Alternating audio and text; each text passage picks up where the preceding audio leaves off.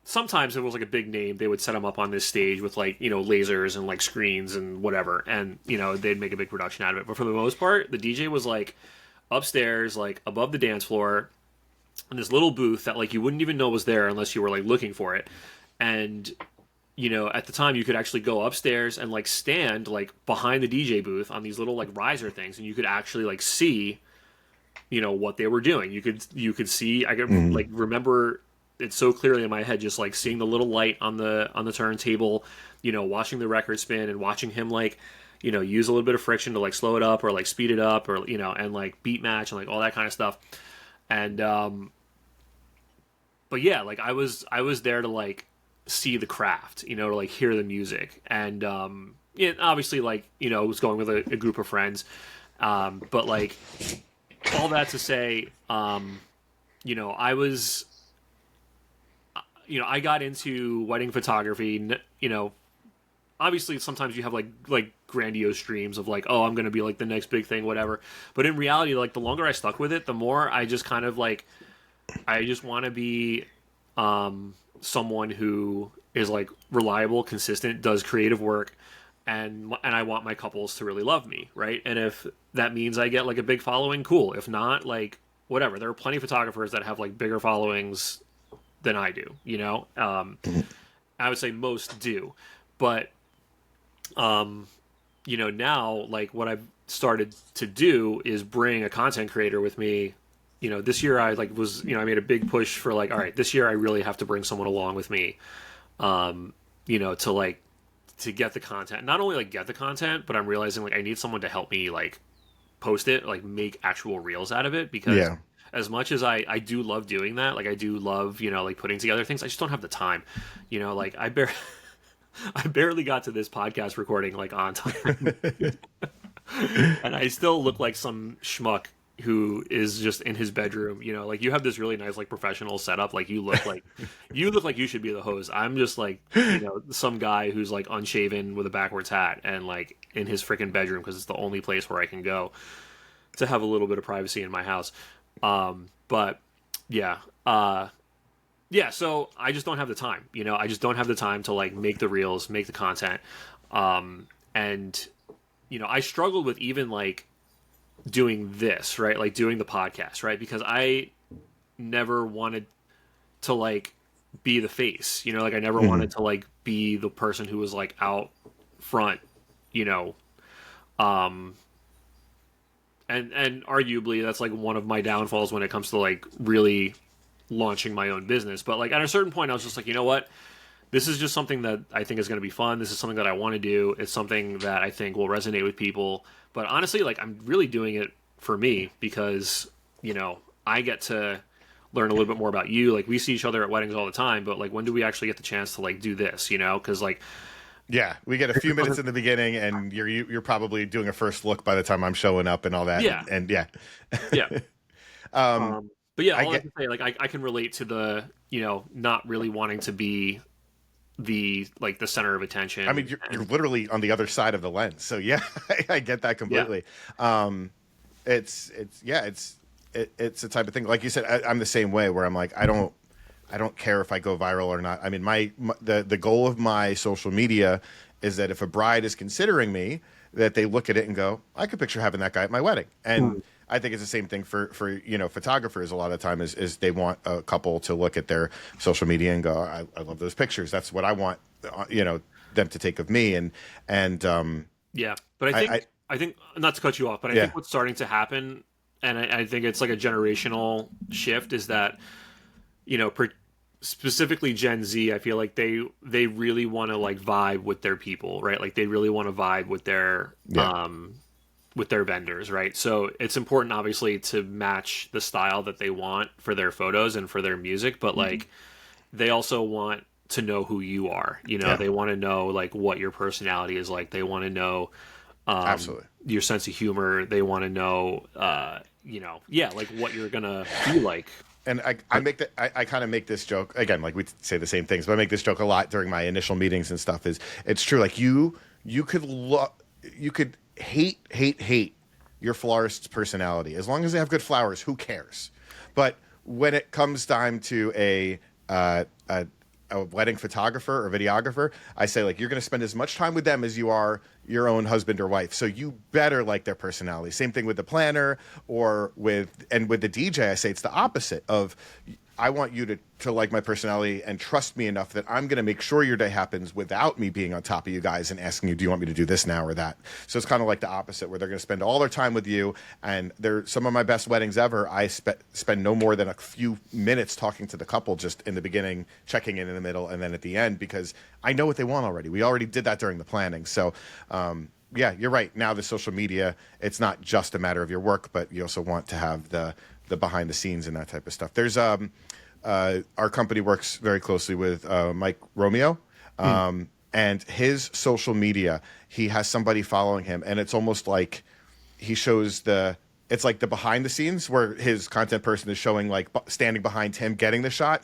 and then the very next frame is that beautiful picture of, the rings on top of each, whatever it is. So I love that, like, being able to watch a photographer where it's like, this is the before and this is the after of that. I think that, like, the before and after for photos and video is going to be, like, that's got to be a big part of it for you guys. Yeah, a lot of times, I guess, people who are getting their photo taken can't necessarily visualize what it's going to look like, as it's happening. So yeah, to be able to show that in a real form is very important. Yeah, and I think that's also, another kind of interesting trend in wedding photography now too is, and I don't even want to call it a trend. It's like, I think something that is probably here to stay is, like, having content creators, like the couples hiring content creators, right? Because, they want to have that more, like, candid, recording or capturing of the day, right? Like, they want it to feel a little bit more authentic. And, I think it's really interesting. Like, there's a place for that, and again, like, the older I get, and I've said this, I feel like this is just a theme in, like, every single episode, because it's just something that's, like, very top of mind for me, is, like, I just I'm just starting to feel really old this year, and starting to feel like I want to keep my finger on top of, like, what's happening, like, and what people want, at the same time, like, being true to, like, what I know, and, my style, and the way that I do things. So, I'm just, I feel like, it's very interesting to me to see things change and things come back around, and is there, like, a similar, so, like, is there an equivalent to that in, like, DJing? Like, is there, like, maybe, are you seeing, like, genres come back around that, First of all, that content person, I remember the first time I saw one, and I'm like, get out of the way. What are you doing? Why are you even here? They're hiring, look at this $5,000 camera. What are you doing? And I remember being like, this is not a thing, is it? And now it's such a big thing. So I think, like, if they're good at it, that's great. But I think photographers, please offer it yourselves, because then at least they're part of the team, and they know the order of importance of okay, I know where my place is here, and I have the main photographer who's my boss, who says, okay, make sure you're not in I'm going to be standing over here, so please don't be on the opposite side, type of thing, holding your cell phone up. I remember that, because especially for me, because I am one of those DJs that has the DJ booth with the TV in it, and we like to take pictures at the events also. And I think that's why I get along with photographers, because the first thing that I say is, hey, I just want to let you know. And every time we work together, even though you know me and you know what I do, I'm like, hey, just reminding you, we got that person taking the pictures. If they get in your way at all, just let me know, or give them a little elbow or something. But, and, like, I'll say something snarky, like, exactly. Stay the fuck out of my way. Yeah. But, like, we know that you're the pros, and we stay out of your way. So when the content person came, I'm like, oh no, like, there's two photographers, there's two videographers, we're trying to be the ones in the background, and now there's another one. I'm like, how many paparazzi do we need up here? So usually once I see, like, 5 people, I'm like, I go to my assistant, I'm like, yo, we're doing everything from behind the booth. Like, I don't even want to be on the dance floor. I don't want to be that extra person. I don't want to take eyes away from the actual photographers and all that stuff. So it is a very touchy thing with me in the booth because we don't want to get in your way. And I know you don't, there's no threaten, you don't feel threatened. I mean, I have a decent camera and I put it on auto and I hope for the best. And we show the slideshow during dinner and I always tell photographers, like, it never leaves the screen. Like, I would never send that to a couple because a week later, a couple days later, they're going to get the previews and it's going to be a million times better. So this is just a feature that we do, Zap Photos, whatever you want to call it, for the party, and that's it. So, but it's just so funny because now that we have one more person adding that to the mix, I'm like, I just want to stay out of everybody's way. And it's, you guys are used to it, but it's funny, the further away we go from the cities or the Jersey Shore, people look at my TV booth like it's a spaceship. I'm like, guys, it's just a TV. Like, it's nothing crazy. It's just a TV. But then there are, I'd say twice a year, there's a photographer that's like, we have it in our contract that there's no other, cameras allowed at our party. I'm like, well, it's a good thing I didn't sign your contract. I don't know what to tell you. Like, this is a feature, this is a service that we offer too, and the couple knows it, and we'll stay out of your way. I promise we won't be an issue. But it can get a little overwhelming at times. Especially if you have two photographers, you have two videographers, you have a content creator, and then obviously, like, I would say the majority of DJs offer that the screens, extra content or roving photographer kind of service. And honestly, like, I don't know, it's never bothered me. And again, like, most of those guys know that, like, to either, like, to not be across from, like, where we're shooting, like, people, like, stay out of the way. That's fine. Yeah. I was gonna say, once I was with Danny B. It wasn't Dan Baldwin; it was Danny B. And we were working together at a party, and the photographer wasn't with either one of us. And I think this is when I met him. Even they said, "Well, we're one of the top wedding photographers in this area, and we pride ourselves on that. And we don't want people thinking that your photos are our photos. So you can't have those photos on the screen." And I'm like, there's the couple. Like, I'm like, what are we doing here? Like, they were so adamant about it. And then they were like, you know what? Can you put up? Can you just make it known that they're not our pictures? So I'm like, yeah, I'll just write on the screen, not the photographer's photos. Like, I ended up just putting, like, photos by SCE, and I put it on the little corner, and I'm like, are you happy now? Like, I promise you, nobody's looking at my screen and going, ew, I would never hire that photographer. Yeah, that's how we bonded, by the way. That's like how we became friends. You and working. Yeah, exactly. Oh my god, that's funny. Yeah, I don't know. At a certain point, I like, honestly, I think, like, obviously the work's important, right? And again, I'll keep it on myself. Like, my work is important.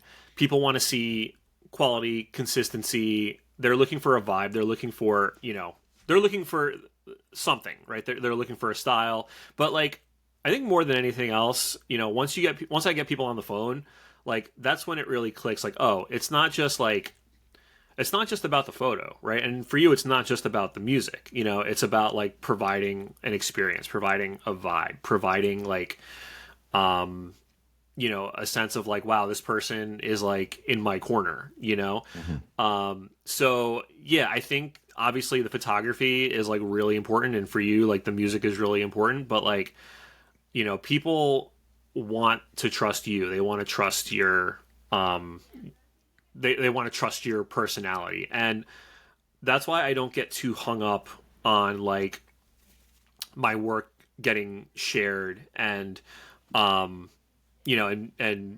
maybe, like, misrepresented. Like, I don't know, to me, like, I just don't get bent out of shape over that because it's really not that important. Yeah, and we're all working together. We all want each other to succeed. I mean, and it's funny because some people that I work with, like Kelly, will give me the pictures. I don't even have to. I'm like, great. I don't have to take pictures today because I know she's going to give me pictures to put on my screen and do that job for me. And we all look good. So it's it's great when you have people that you work with all the time. As far as like things like you were talking about, like where trends are changing and things like that, and keeping up with it. Yeah, I mean, TikTok, hey, we all got to do the photo run now. I mean, the photo blitz or whatever it is, or the private last song. So, like, there are certain moments in the night that I think trends are being formed by social media, and just in general, just the times. I mean, like how we're not doing bouquet and garter for most of the parties we do, and even I mean, I don't know if you're noticing, but like intros are flying. We're flying through intros now. I mean, I this year I'd say over half of my weddings have just had the bride and groom be introduced, or Yeah. not even just get started with the first dance. Why do we have to walk through the doors again and make a big thing about it? And if they do intros, it's usually the bridal party all at once, the groomsmen all at once, or just the whole wedding party together.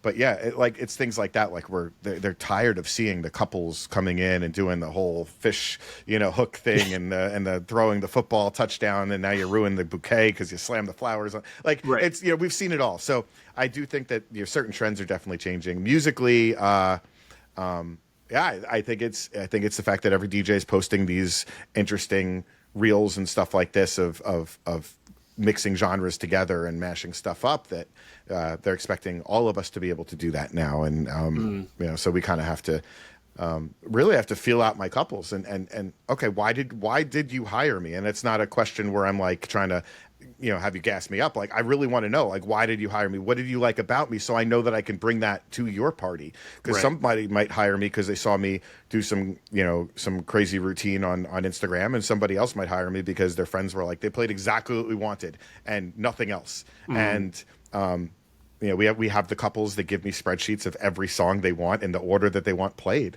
and then we have other songs that are other couples that are like, here, like, just make everybody dance, just do what you do. So And what do you? I mean, maybe a stupid question, but like, what do you prefer? Like, what do you like? I like having some guidance. Obviously, I don't want to be told when to play it. My favorite type of couple says, I tell them, I'm like, this is the best way that we could do music. If you're into Spotify, Apple Music, start making a playlist now. It might get out of control. It might be 100, 150 songs by the time we meet again. That's okay, because this Spotify playlist is going to give me an idea of the vibe that you guys want for the night, and at least I know all of these songs are good. Then we'll go through and make that must play 10 song list. Right. And because I don't want to miss a very, like, this was a college song, this is a family song, so now I know that I'm going to nail every song that needs to be played, and I've got this big list of other songs that they like. Other DJs try to cap it. They're like, oh, I only want 25 songs on my request list. I'm like, no, give me as much as you want, because I want to make it yours. And as long as I tell them, I'm like, that's just part of it. Part of it is you telling me what you want. The other part is my expertise, knowing if they told me that they like this, this, and this, they'll probably also like these songs. And then the biggest part is, of course, while we're there, seeing what works and what doesn't work and adjusting. Another big thing, another big question, not even just about what music is being played, but how the music is being played, is a question couples always ask. And I'm sure this is if you Google or ask ChatGPT of questions to ask your DJ. How long do you play your songs for? Are you mixing a song a minute, or do you letting the songs breathe? And again, there's a happy middle for all of this, I think. Some songs, especially throwbacks and things like that, Right. we can go faster with. When I'm playing songs for the family, the classics, I tend to let those ride a little bit longer. So there's a good mix, of both of that. But I think that's kind of what couples are, for the most part, like asking me, and as far as what's been changing over the years. Yeah, it's funny you mentioned the length of songs being played, and I think it's like, for every person, that's probably going to be a little bit different depending on how much they like the song, whether they want to hear the whole thing or if they just want to hear like a little snippet of it. But I mean, I remember one time there was a DJ who he played every single song from start to finish till the music faded out, and then hit play, and then like waited till that music faded out to like play the next song. And I'm like, even on like the cha-cha slide, like played the entire like cha-cha slide to the point where like, there's a point in the song where like I didn't even know this part of the song existed, because especially some of those hip hop songs. I'm like, Lil Wayne was on that song. Like, I never got to that verse before. Like, it's I never got 4 minutes into the song. I get there's some DJs that do that. I think you don't want to mix too quick, like it's a nightclub. I've seen DJs play so fast where I'm like, their crowds can't even sing the chorus of the song because they're already into the next one. And then I've seen it the other way where it's like, it's like we've already, like, how long is this damn song on for? It's been like 3 minutes already. So there's definitely a happy mix. But again, you also have to keep in mind that maybe the couple told them they want that. Or I mean, Mm. now if they're letting it go till the very last beat, probably not. If Yeah. with this person, but there's definitely times when I'm like, ooh, like this is the couple told me they really want this style of music, and this isn't necessarily my what I like to do, but I'm going to do it for them. But also, like, you know, I might tell my assistant, hey, don't get too much footage of this because I don't want people to think that this is me. You know, Right. there are times when a couple says, look, we don't care that there's old people here. Like, we only want it to be like a nightclub. We want to be shaking our ass the whole time. Like, it's, you know, and I'm like, okay, cool. But I'm like, you sure? Like, grandma's going to be there. You sure you don't want a couple classics in there? No, no, we don't care about them at all. I'm like, okay, fine. And I just know, like, and then you get there and you see that the older family is sitting at the table right in front of the speakers. And I'm just like, I'm going to get complaints tonight. And there's nothing I can do about it because I'm doing what the couple asked me to do. Yeah. So, Please, couples, put your older family members, don't put them next to the speaker. Please. yeah, you could still have them towards the middle of the room, but a little bit away from the DJ. Put your bridal party in front of the DJ because Yes. they're going to be up on the dance floor anyway. So, Yes. yeah, that's Actually, the I remember, constant. I don't know, I think Jen and I posted a video like way back, I don't know, a couple years ago. And like that was one of the things he like, you know, it's like little tips for, Yeah, for sure. you know, planning for as far as like DJ and music goes. And like that was one of the things he said. And I was like, wow, like something you wouldn't think, like wouldn't necessarily think about, but like could be super important for That's like, huge. those Yeah. people's experience of the night, you know? Yeah, that's definitely huge. Yeah, you know, and that's a funny thing too when people come up and complain, whatever the reason, whether it's you're not playing the type of music or it's too loud or whatever, and I'm like, I just want to make you happy. Like my only job is to make everybody in this room happy and have a fun time and smile and dance. Like, why are you giving me a hard time? It blows my mind. I'm like, do you think I'm here to like ruin your night? Like, you know, it's tough. And I always, again, personality. I make sure especially if I see older families sitting right in front of the speakers, I go up as soon as they're coming in the room, as soon as they walk in the room and they're sitting down. I want to make the music a little bit louder than Cocktail, and it might be loud from the start. And especially if they're the first people in the room, I know in their heads they're going, great, here we go, loud DJ, we're sitting right. And so I go up to them and I make the joke, hey, I'm the guy that you're going to be yelling at later that the music's too loud. Just wanted to let you know, I see you, I understand you're here. I promise, especially during dinner, you will be able to have a conversation with, you know, with the person across the table without yelling. If it gets too loud, just give me a little wave, and I got you covered. So, like, I purposely try to address that problem ahead of time because I know it's an issue, and you know, usually that alone is it. Just I get a smile out of them, and now, yeah, they feel like okay, they're aware of us, like that, you know. So it, yeah, those little things make really big differences when you can like kind of, you know, cut those things off ahead of time. And I'm trying to think of the wedding photographer's equivalent to that, and I'm coming up empty-handed, so this is kind of a pointless segue. But but what I did want to ask you next, because I feel like this is also kind of a theme that's been running through the podcast, is it's like, what do you see for yourself, like for the future, right? Like, how long do you think you'll be, you know, doing wedding DJing? Is there like something else that you're into on the side that like, you know, you think also, you know, you could see yourself doing? Like, what does that look like for you?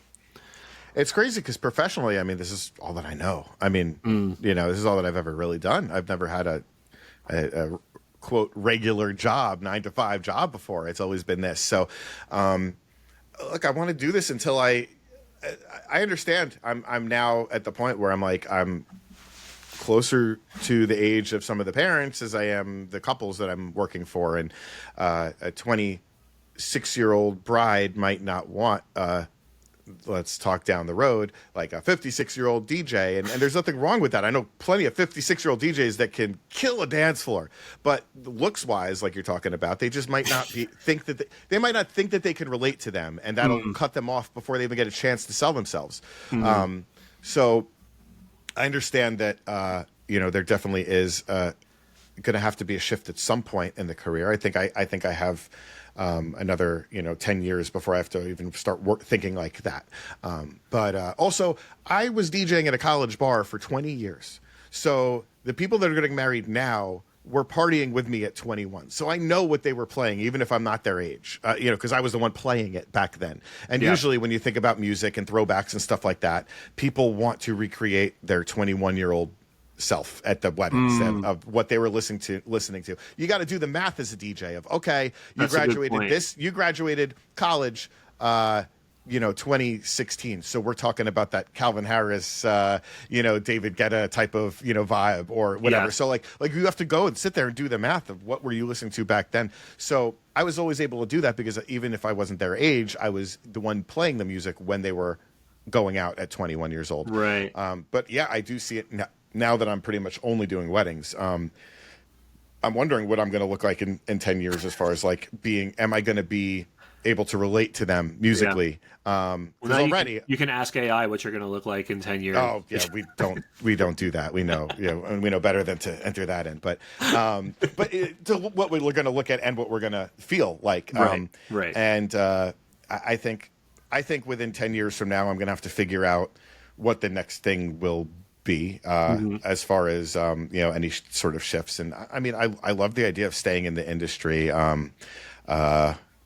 I always made the joke. I'm like, I could just be a wedding officiant. I mean, think about it. You work for 15 minutes and then you enjoy cocktail hour and then go home. And, that would be fun. And I still get to be in front of people for a little bit. Or even just, teaming up with, that we know a little bit about everything in this industry, working for a venue or something like that. And once I'm done moving all the gear, but I mean, I'm already trying to plan for that as far as like, I will bring an extra assistant with me right now if I know I have a bigger party because I have a bad back. I have arthritis already. And I'm like, I got to extend that life. So if I have 3 weddings in a weekend, I mean, I know I'm going to be dead that next week. So I bring the extra help now where it's like, yeah, I don't mind taking a little bit less pay knowing that I have people that will be there to help me out more and do stuff like that. So that's definitely, something I'm considering, down the line. I don't, like I said, this is kind of all that I know. And it's funny, being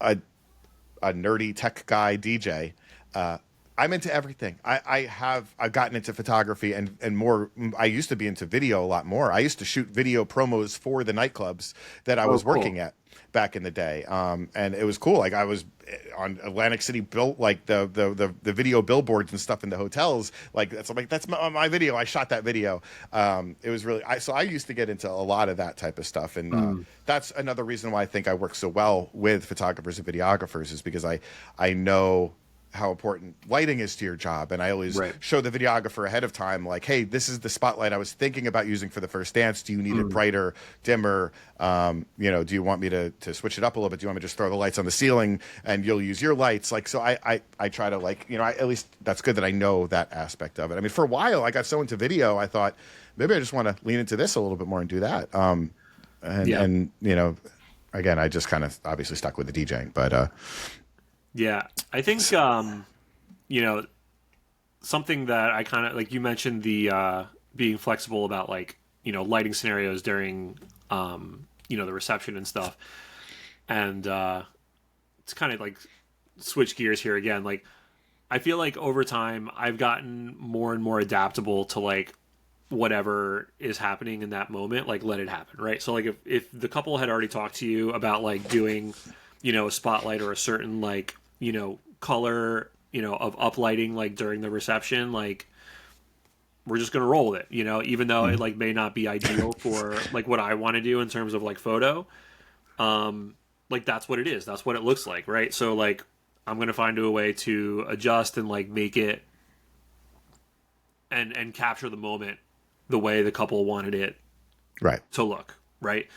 And honestly, like from like a technical standpoint, like those spotlights can be kind of tough to deal with, but they also create like a really like if you approach it the right way with your settings, it can create a really like moody, dramatic effect. So, and I think that's why couples want it, right? Because it like obviously the spotlight, the attention is on them. So, yeah, I mean, I've kind of let go of a lot of things that I used to worry about, or would even like ask the DJ like, hey, can you not do that like just for the first dance or whatever?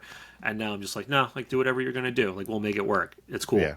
I don't want to make enemies here, okay? But like they hired us to help create the moment, Yeah. and they hire the photographer to capture the moment. Yeah. So I have had some photographers be like, "You have to do this, this, and this." Like, no, I can't have this. And I'm like, respectfully, you're not here to make this happen. You're here to capture the happening now.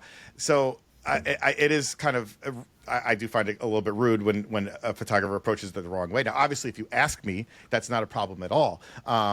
And again, I'm aware of what you're doing. If it's a Valentine's Day wedding and they want red lighting in the room, I'm going to urge them to not have red lighting in the room at all costs for your sake. But yeah, I as far as like, look, I know what we're doing here. Like, I'm not throwing up the polka dot spot lighting for a first dance. I'm not. And even my spotlight, it's not like a crisp spot. It's a nice wash. And again, that's the biggest thing is showing you guys this is what it's going to look like. I have the power to make it as bright or dim as you want. I have actual like Kelvin color control. I can make it warm or cold, and I do that. And with those tube lights that I bring, now that we have like all the DJs using the tubes, and mine especially are like, we spend a lot of money on these things, and you can enter in the exact temperature that you want the lights to be. So I'll say to the videographer, like, hey, what do you have your lights at? I'll try to match it. Do you want a warm or a cold? Cool. Yeah. So, and they're blown away by that. They're like, really? Like, that's, you could, I'm like, yeah, I'm not here to put a ice blue white light, on. Yeah. The couple. We want it to make it look good. So I love those tube lights. Those things look awesome when you're doing like shutter drag. They create some like really awesome, like kind of flowy light effects. So I love those things. I think those are super cool. Yeah, but I think if I can help you guys, get that perfect picture, like let's do it, Yeah. And there's so many cool pictures I see where the photographer will purposely, get down so that way my light that's up high is like right behind their head, so they're, it's like the same way you put like a flash, I guess, on the other side of them for that shot. Like, you don't even need to do that because my light's already there doing that. So I've seen some crazy shots like that where it really we're working together, and we're helping each other out. So exactly. Yeah, and I mean, it's to our benefit to to be working with good people, right? And to be good to each other, right? Because I know when I see you, it's going to be a great dance floor. Okay, there you go. Yeah. If you're watching right now, you can see how they use my light to shine, kind of the hair behind them and everything. It makes it pop a little bit. You got that highlight on the hair there. Look at you. Oh my God. So, I gotta up my game. I gotta up my game.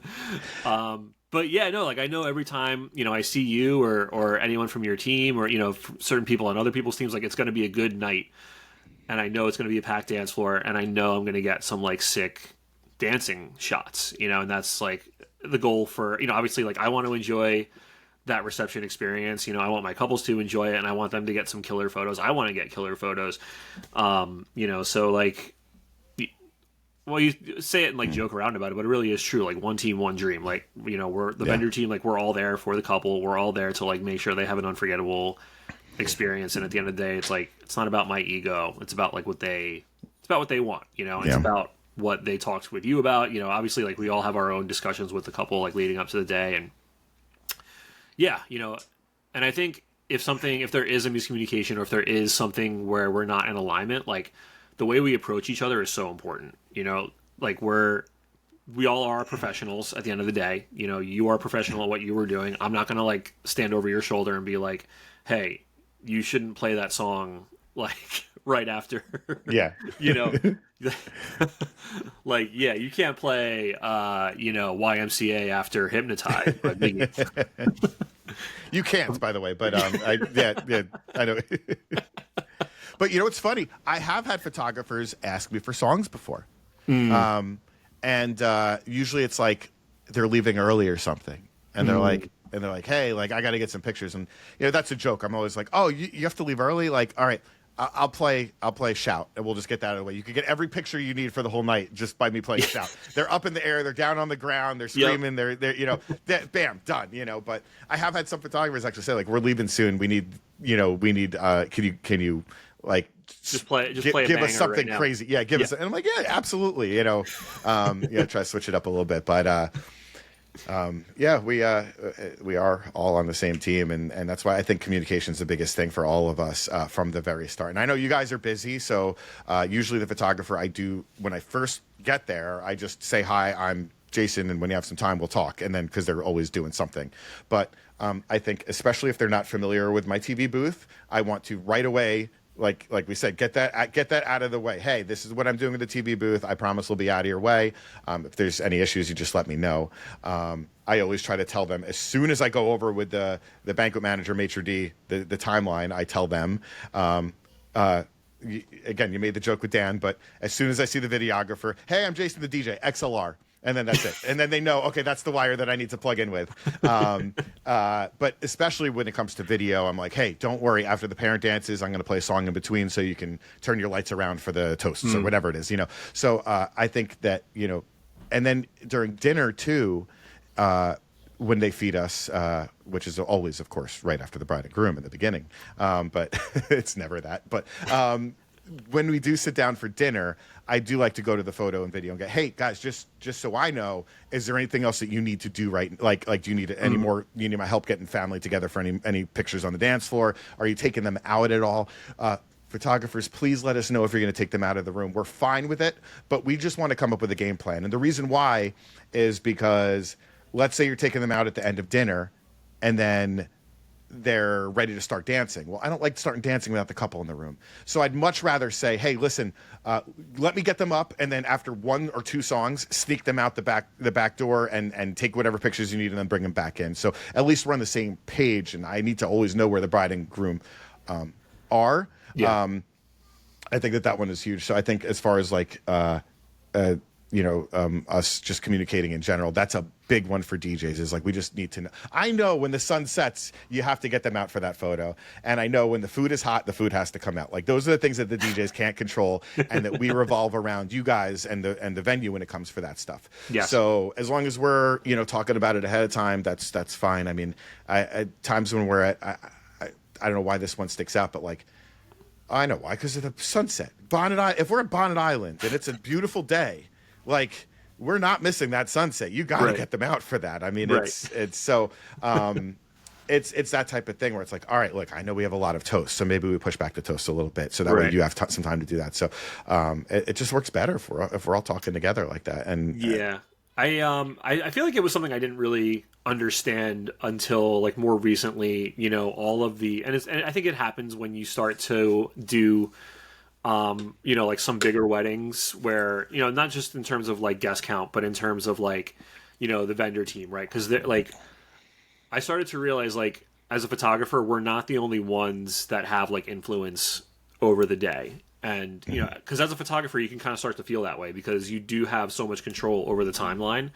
But like once but mostly like in terms of like when you do first look, when you do bridal party, when you do family, like, those are some pretty big influences over the day. But, later on in the day, like when you get to cocktail hour reception, there's like a whole host of other things that need to happen. And they're like arguably just as important, right? Because they're part of like, they're part of that couple's experience of the day. And it took me some time to understand like, yeah, before I just like grab the couple, like maybe I should tell the DJ, because I don't want to pull them at a time when the DJ is going to play one of their, 10 like must play songs. Right. And that's happened where like, I'll go to the couple and be like, hey, do you guys want to go out for like sunset, or do you guys want to go out for like a night shot? And then like one of those, must play songs comes on and they're like, no, I'm not leaving the dance floor. And I'm like, oh, like, cool. Like, that's fine.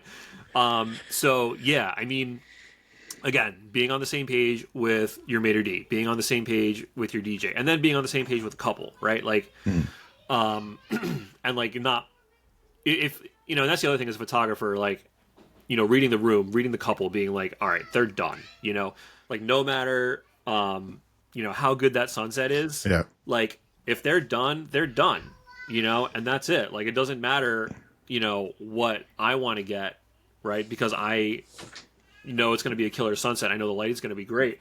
Doesn't matter if the couple is like, yeah, we just want to party. Cool. Yep. Done. Yeah. It's those last minute audibles. We have the same thing where the couple says they want to do an anniversary dance, and then we're at the last hour of the party, and I'm like, do you guys really want to stop? Like, I'm like, we're raging right now, and they're like, no, forget about the anniversary dance, just keep going, that type of thing. So Yeah. we always gotta. You're right. That at the end of the day, that's what's most important is what they want. But I've seen that with photographers where they come up and they're like, the bride hasn't smiled in one picture. She just doesn't want to be doing this right now. So I'm like, all right, then we'll get the candids, instead. I guess that's what you're gonna have to switch to do if she doesn't want to sit there and pose for hours. But I guess that happens with both of us. Yeah, it's yeah, I mean, look, at the end of the day, this is an amazing job, and I'm sure you feel the same way about what you do. Like, we wouldn't be, you wouldn't be full-time wedding DJ if you weren't, like, super passionate about it. I wouldn't be full-time wedding photographer if I wasn't super passionate about it. At the end of the day, like, I love the couples that I get to work with. I love, the other photographers and, like, the vendors that I get to work with. Like I said, anytime I see your face at the reception, I'm like, all right, this is going to be an awesome night. Yeah, same. So, I feel like, that's kind of a good place to wrap it up, dude. I really appreciate you doing this. I appreciate you being the first DJ on the podcast. I feel like we need to have a part 2 because I really want to spend some time like nerding out with you on like the new equipment, because like we didn't even really get into any of that, because I feel like when I was doing it, it was all like manual beat matching. There was like Ableton Live was just coming out. And, I feel like that was the first like software, at least like that was kind of geared towards like a wider DJ audience that, could do some really cool things. We might lose some people if we get too nerdy with that stuff, but I'm always down to talk about that. I'd love to come back to. Thank you. I'm really honored that you have me as the first DJ. One thing that I have to say while we are still on the show and live, please, photographers, if you happen to see a good opportunity to take a picture of the DJ or the DJ setup, we're not good at taking pictures, and we're not good at remembering to. And if you share it with us, I promise I will tag you. You could put your watermark on it. I don't care. And honestly, like there's some photographers that I started putting on my recommended sheet just because I'm like, well, they're always giving me awesome photos and they look great and they're easy to work with. So it's like, well, they sent me I might have forgotten about them, but then they send me an email a week later. Hey, found these couple pictures of you, wanted to share it with you. And I'm like, oh my God, that's amazing. So, I mean, the referral thing, is obviously really big for us. And we didn't touch too much about that, but for me, I don't refer anyone based off of commission or because they do it to me. I refer to them because I like working with them and I know they have good photos. And you're obviously on that list. I mean, that's why I always say like for photographers, like if you're working with other vendors, even if it's the maitre d' and you want to, take a picture with it. I know like every time I work with Kelly, like we have everybody together taking the picture together, and then the last time it was what was it at Crystal Point? Janine's always like, I don't want to see that. I don't want to be a part of this picture, but but again, we're all working together for this couple, and I think it's nice that we're able to have those moments together, and that if you guys can share some stuff, if you guys happen to catch us in action, and I mean, I've made some posts based off of stuff that Kelly's given me before, that you guys have taken together. I don't know, and I love that stuff. So we super appreciate it if it happens. You're not working for us, you don't have to, but we definitely appreciate it if we get some photos, and we're absolutely 100% are happy to share who took those photos with our couples. So we love that. No, I think that's important. Absolutely, like getting photos of like the vendor team. Like I try to sneak those in as much as I can. Because, like those are that's your crew for the day. So they're part of the day. They can sneak into the gallery. So cool, man. Well, again, thank you very much. And bro, I'll definitely see you at some point out on the trail. I'll see you out on the trail this year. Awesome. Thank you for having me. Can't wait to work with you again soon. All right, brother. Take care. All right, bye. Bye.